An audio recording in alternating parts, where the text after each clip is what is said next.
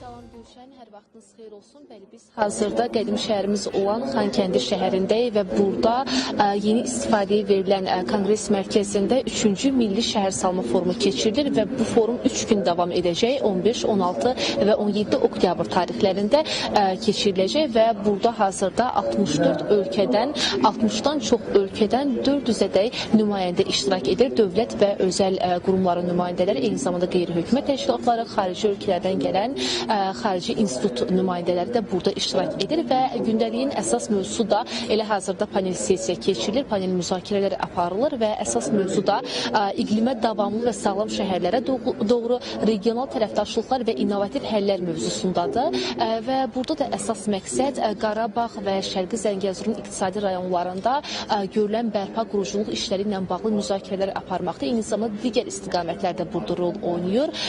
Müxtəlif mütəxəssislər bu barədə öz fikirlərini bölüşürlər və bir sıra açıqlamalar da verilib artıq.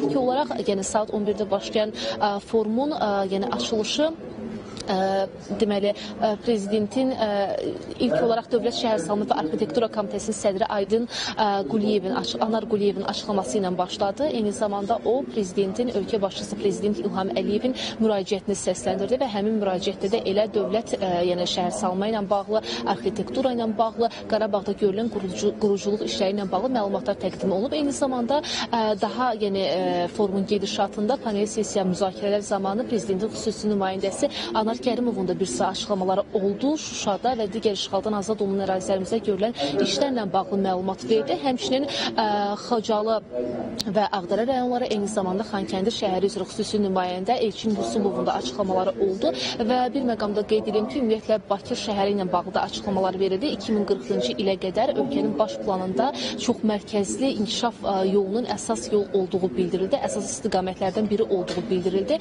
və bir məqamda var ki, münaqişə və təbii fəlakətlərdən sonra görülən quruculuq işləri ilə bağlı ümumiyyətlə digər innovativ yollardan istifadə olunması, arxitektura baxımından inkişaf etdirilməsi ölkənin bu baxımdan görülən işlərlə bağlı məlumat verildi və elə təbii ki, Azərbaycan da 30 illik işğaldan sonra münaqişə dövründən sonra müxtəlif ərazilərində bərpa quruculuq işləri görülür və elə bu barədə ən çox söz haqqı olan ölkələrdən biri deyil Azərbaycandır ki, bununla bağlı da açıqlamalar verildi. Hazırda panel müzakirə davam edir, rəsmilər açıqlamalar verirlər bununla bağlı və Qarabağda Şərqi Zəngəzur bölgəsində görülən işlərlə bağlı detallı informasiyaları çatdırılır və panel müzakirələr bitdikdən sonra ardınca bura gələn yerli və xarici qonaqların Şuşaya turu keçiriləcək. Onlar tur çərçivəsində orada da görülən quruculuq işləri ilə detallı şəkildə ilə öz gözləri ilə mənzərənin şahidi olacaqlar. Hansı quruculuq işlərini görüldüyü ilə bağlı.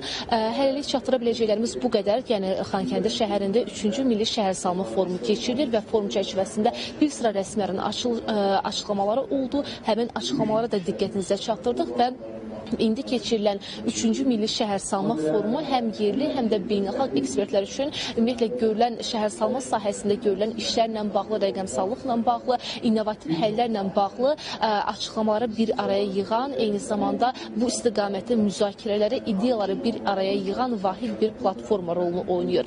Hələlik bizim Xankəndidən çatdıra biləcəklərimiz, 3-cü Milli Şəhərsalma Forumundan çatdıra biləcəklərimiz bu qədərdir.